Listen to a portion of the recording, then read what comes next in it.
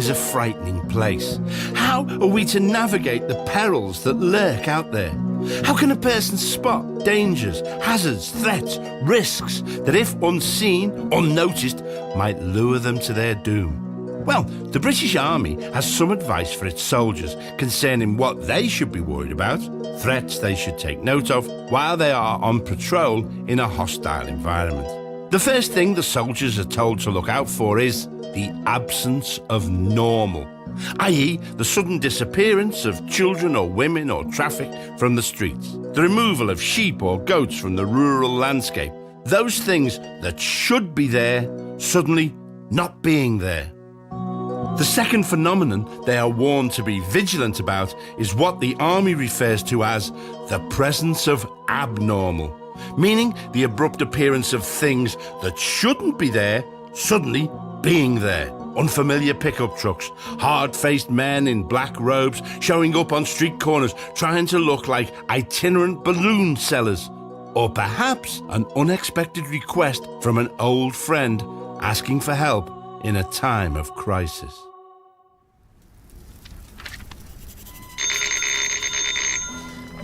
Comrade Secretary General Stalin, your personal NKVD detachment is here with a prisoner from the Gulag, a Novgorod Mandelstim. Yes, send him in. Alone. Alone? Certainly, Comrade Secretary General. Hello, Koba. Hello, Mandelstim. Damn good to see you, old friend. It's good to see you too, Koba. And to be with you in these elegant apartments. You know, only this morning I feared that I might lose my toes. Well, I can guarantee you that your toes will be safe here, behind the walls of the Kremlin. Yes, I suppose they are. At least for the moment. Do you remember when the traveling cinema came to Baku and you would devour those ancient American cowboy films they showed? Now I have the screenings right here in the Kremlin, with the latest westerns flown in direct from the United States. I always thought those films were stupid. Simple-minded fables suitable only for idiots. No match for the complex tales of suffering and redemption written by our great Russian dramatists Chekhov, Pushkin, Dostoevsky. Yet this morning, I was rescued like a damsel tied to the railroad tracks. I was trying to cut down a tree in the Siberian forest and the snow was freezing my shoes. And the thought came to me that this might be the day when I lose my toes. And then some NKVD guards came for me and I thought then that I was going to lose more than my toes. But instead they took me down a track to a waiting car that had its heater going full blast and they threw me in the back seat. You know, that was the first time I had been warm in 6 months. All right. As we drove, I saw prisoners just like me, and they were filling some of the holes in the road with rocks, and their hands were bleeding, but they looked up to see what important person was riding in the back of the car. And they were perplexed to see one of their own sitting there. Yes, yes. Then we came to this even more amazing thing. An aeroplane in a clearing in the forest. They bundled me aboard and we took off and flew all day. Then, after night fell, the plane tilted, and below me were the lights of Moscow. And I knew I would live another day. Now, here I am, describing a day in the life of a prisoner in the Gulag to him, the most powerful man in the Soviet Union. And you are going to let me, aren't you, Koba? You will sit there while I talk and talk. Tell me, my old friend, am I the last living psychiatrist in all of the Soviet Union? Probably. Honestly, it seemed like a good idea at the time. At the Congress of the Academy of Science in 1932, chaired by you, it was decided that as mental health problems were created by the workers' alienation from society, and since the Soviet Union is a perfect entity run according to the principles of Marxist-Leninist Stalin thought, with the workers owning the means of production, there can be no alienation, and therefore there can be no mental problems in the Soviet Union. Mental illness cannot exist because that would mean that society is not perfect, which of course it is. The workers live in perfect harmony in the Soviet Union, and therefore anybody who does show any mental illness is a shirker or a saboteur and is imprisoned or shot. And yet, you are experiencing a mental problem. Is that right, Koba? Why do you keep using my old nickname from our days together back in Gori? Koba? I don't like it! I want it to stop! But I don't want to stop. It makes you seem a little less like a monster, at least in my mind. Koba. So? A few weeks ago, I was paying a visit to a bakery collective behind the Leningrad station. The reason I was visiting this place was because they had exceeded their production targets as set out in the 5-year plan by 100%. Presumably they did this by mixing their loaves with what? Concrete? Dangerous metal dust, I think. But nobody complained, apart from the families of a few people who were killed by the lunch. I was to present the Order of Lenin second class to each member of the collective. As I went along the line, I came to this little man, who I later learned was I.M. Vostorov, baker, 3rd grade. He's a short man, black moustache, round eyes. And I happened to look into those eyes. And when I did, I felt this tremendous sense of terror. Well done, comrade. Congratulations on exceeding your targets, comrade. Well...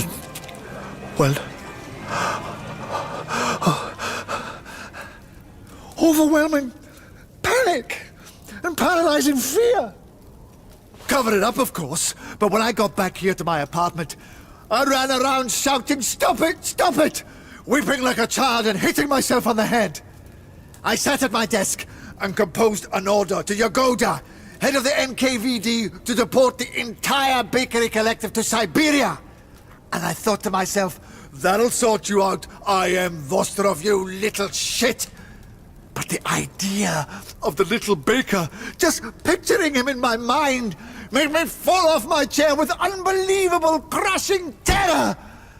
I realized that if just the image of him could cause me such anxiety, that if he was killed on my orders, he might live on in my mind, unchanged, and I would continue to be terrorized by the thought of him. No! Vostorov must be kept alive, so that one day I might confront him in the flesh and know I was free. So I wrote on the order, excluding I.M. Vostorov, baker 3rd grade. I consoled myself with the thought that at least I would never see him again, at least not until I chose the moment. Gradually, I became more involved in preparations for the 16th Party Congress, and the fear decreased. But when I strode out to the podium to give the opening speech, there, in the second row, was I.M. Vostorov. Comrades, on this auspicious...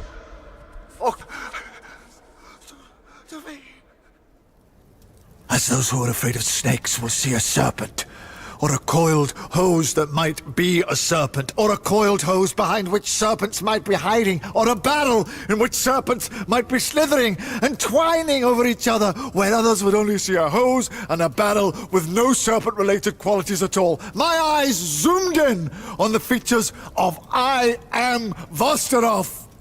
But what was that little bastard doing there at the 16th Party Congress? How, Mandelstam? How? Normally, I would have had the people responsible arrested and tortured until they revealed the answer, but I couldn't, because that would reveal to my enemies too much interest in I.M. Vostorov. Well, let me employ some of the experience I have garnered over many years of practicing psychiatry, then the experience of a few more years chopping down trees for no reason. I imagine something like this happened. When you deported the whole collective, apart from I.M. Vostorov, you presented his local Communist Party branch with a problem. That his entire collective had been liquidated, but this innocuous man had been spared, must be a powerful message being sent by the Politburo of some kind. But what was it? Supine submission is not an option for party officials. Their lives depend on deciphering the signs and signals that are handed down from higher up in the party, no matter how cryptic they might seem. That was how a cow became director of the Chelyabinsk tractor works. So I would guess that the chairman and secretary of the branch, after endless debate, decided the party was giving a strong hint, via deportation and murder, that they had been undervaluing I.M. Vostorov. In any sane country, this might be achieved by simply sending a memo. But anyway, they made him a delegate to the 16th Congress. I had subtle inquiries made, and my guess is that that is more or less what happened. At first, I considered having the party secretary and chairman shot. I wouldn't have given it a thought a couple of weeks before, but somehow I couldn't do it. I consoled myself by half-heartedly deporting some Ukrainians to Siberia, but my soul wasn't in it. I knew I should do the same to I.M. Vosterov, but now I wanted to keep the baker close here in Moscow. He had to remain alive, and I had to know where the little man was at all times, so that one day I might be able to look on him without feeling panic. But I also realized that in order for that to happen, I might need treatment. Except it turned out that you had killed all the psychiatrists in 32, apart from me, who had not returned to the Soviet Union until 36, leaving exile in the United States after the announcement of the new constitution. You returned from safety and wealth. Why did you do that, Mandelstam? Wasn't like you didn't know what I was capable of. Yes. Fool me once, shame on you. Fool me twice, ship me off to Siberia and work me to death in a sub-zero prison camp. Bit harsh, really, as a life lesson. I blame myself. I'm the type of communist who is at heart a foolish romantic and yearns to always see the best in people, sometimes despite all evidence to the contrary. Then, there's another type of communist, like you, who's a black-hearted psychopath. I recall the sullen, pockmarked Georgian Yosef Dugashvili. You seemed vulnerable and shy and aware of being lower class amongst all the flashing, garrulous intellectuals who controlled our Communist Party branch in Baku. We appointed you to committees, invited you to join in debates. You always seemed half-starved, so I invited you to dinner. I watched with pride at first as you rose after the revolution, but then came the purges and the random murders. I was warned in time by somebody high up in the party who had a morbid fear of frogs, and in 1924 managed to smuggle myself, my wife, and my daughter to the United States. And I was able to set up a psychiatric practice with another of those who was in the party, G.V. Lubetkin. Yet I was not happy. The decadence of the United States disgusted me, and most of all, my patients disgusted me. Whiny, spoiled, greedy, adult children without any real problems. And so, I filled my daughter's head with stories of the motherland, compared the cheap, jangling music of the States with the poetry of Pushkin, the music of Shostakovich and Tchaikovsky, Tolstoy versus Roy Rogers. Maybe that's why she never prospered and ended up marrying a boy from Yekaterinburg rather than one of the 10-foot-tall blonde men who roam the sunburnt streets of California. That was your weakness. The weakness of so many Russians. Your sentimental love for Mother Russia. We knew that could lure you back. I will treat you, Koba. But there will be a price. Yes. There's always a price with you people. When I was in practice in the United States, we always used to say that the price had to be high enough to sting, and that was part of the treatment, which was kind of convenient for us. So, I am reliably informed that your daughter, your son-in-law, 2 out of 3 of your granddaughters still survive. Oh, God. Once you have successfully treated me, they will be released and allowed to leave the country along with yourself. You forget. I know you, Koba. I allowed myself to be deluded twice, but not a third time. Once you're feeling better, you will kill me and my family.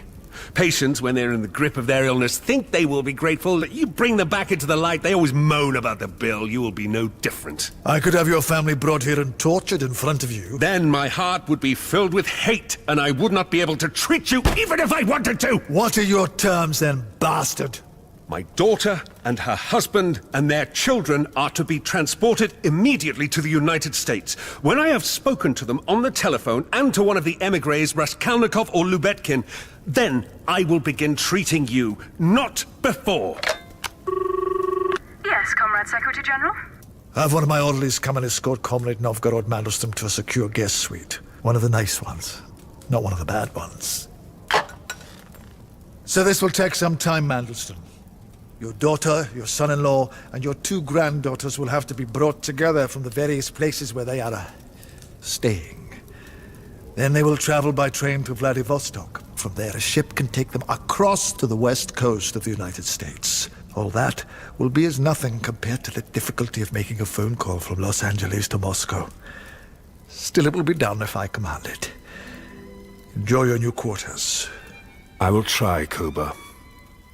You knew this would be the price all along, didn't you? Perhaps.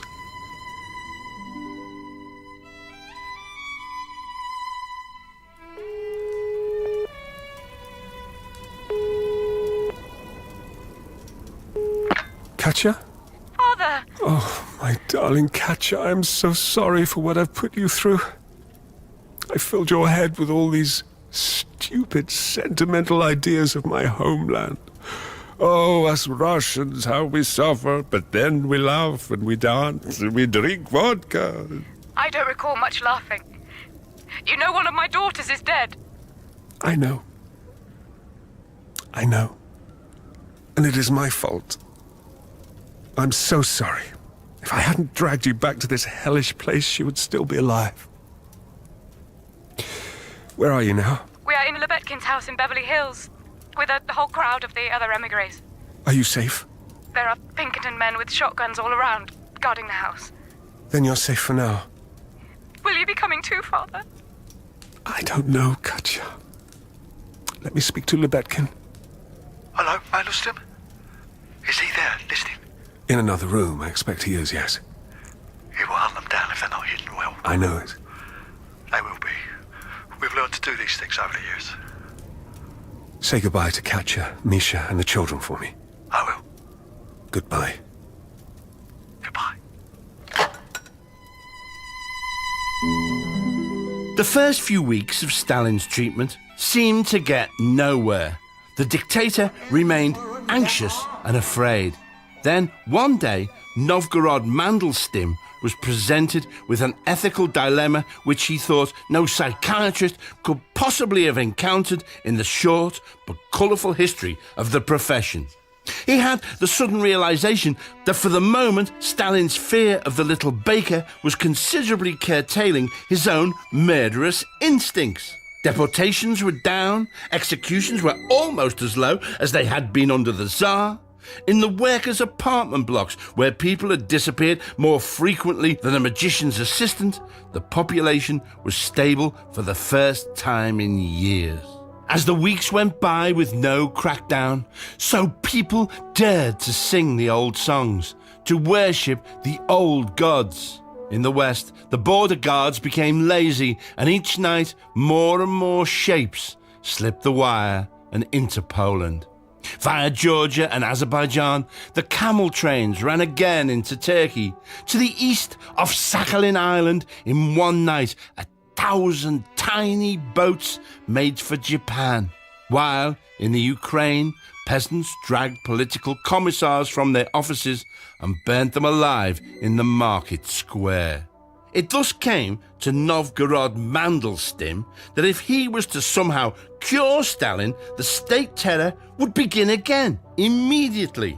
Normally, he knew that the patient's well-being was supposed to be the only concern of the psychiatric profession, but he felt he was beyond hiding behind such spineless evasions. Nothing was normal in the Soviet Union. No, he concluded, every second that Stalin remained ill, others remained well.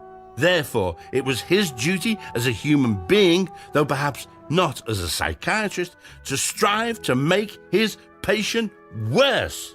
God knows enough of his colleagues had managed to do that without trying. Mandelstam, is that you? Yes, it's me, Koba. You have been treating me for weeks, and I feel worse! And I feel worse than ever! And I had such a terrible, frightening dream. That's why I called you. And I was happy to come, even though it's the middle of the night. You know, some therapists think it's a bad idea to let the patient choose the time for meetings, gives them too much power.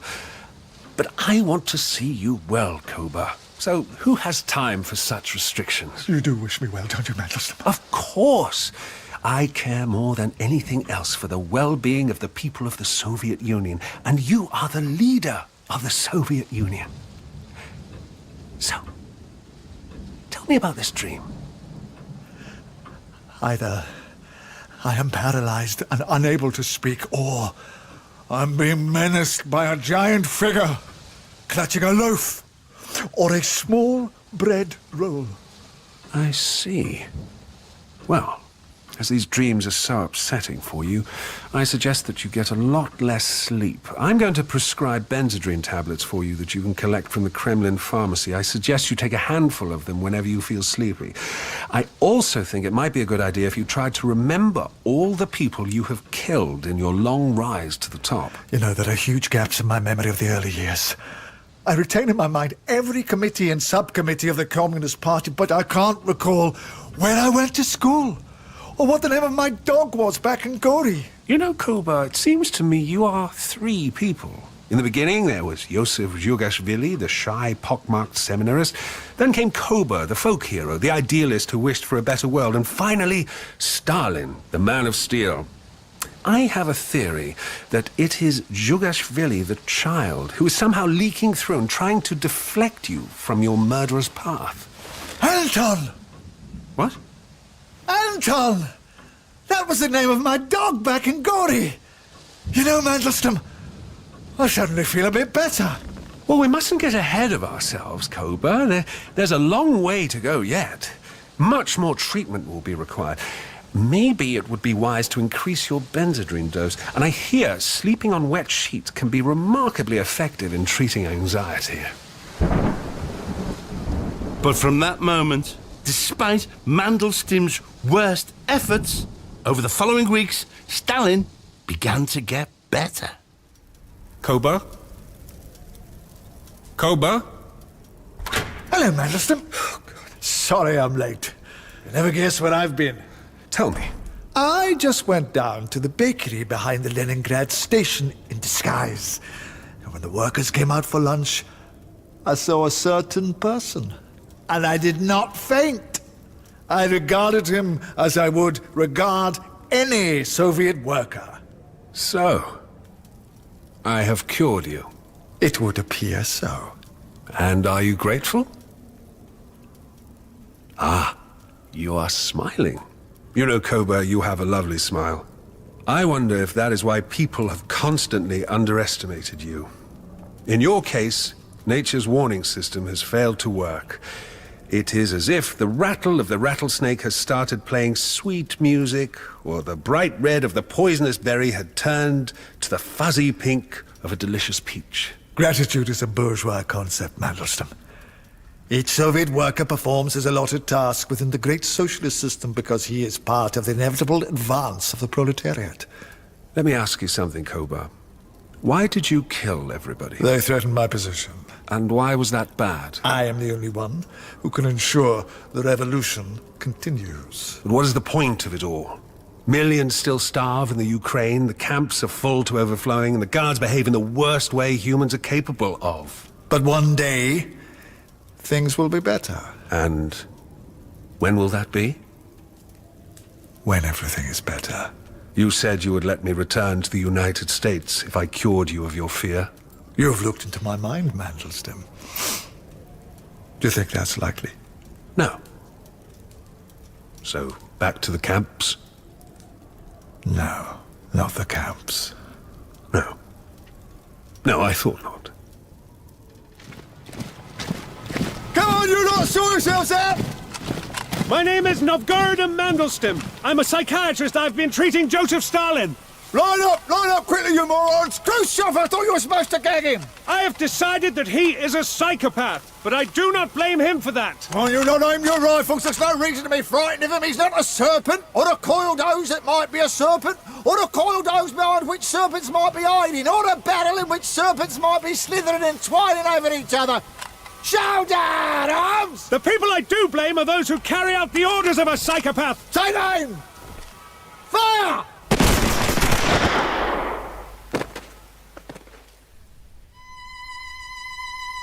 And what of I.M. Vostorov himself, the original source of Stalin's terror? Remarkably, the fate of the little baker from behind the Leningrad station was the one part of Novgorod Mandelstim's plan that could be judged to have been an absolute and total success. Throughout his reverse treatment of Stalin, Mandelstim had striven to keep the object of Stalin's terror, the little baker, alive. After all, it was not inconceivable that Stalin might suppress his dread for the few seconds that it took to have somebody ordered dead in the Soviet Union. To this end, the psychiatrist took every opportunity to plant the idea in the dictator's mind that terrible things would happen to him if any harm befell I.M. Vostorov. For some reason, of all things, this stuck. Stalin was not as cured of his fear as he pretended.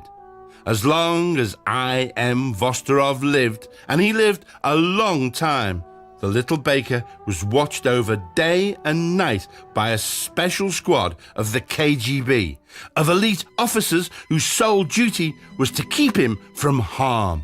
A Chechen who tried to rob I.M. Vostorov late one night in the Arbat district was amazed to find himself clubbed to the ground by 3 silent men who rose from the dirty snow, crippled him with professional dispatch, and vanished back into the night. To the quaking and confused I.M. Vostorov, what happened that night to him and the robber recalled the old legends told about Koba, the folk hero, the Georgian Robin Hood. The I.M. Vostorov squad became a much sought-after posting within the KGB until the collapse of the Soviet Union. Just as a soldier had been posted for 50 years to watch over an empty patch of ground where Catherine the Great had once wished to protect a pretty flower, so the children and grandchildren, the nieces and nephews of I.M. Vostorov were all guarded by legions of ruthless, silent men whose sole mission in life was to protect Vostorovs. For decades, nothing bad ever happened to a Vostorov, and they all grew up to believe that the world was a benign and happy place where good things happened to good people and bad people had swift and certain justice meted out to them by kindly strangers.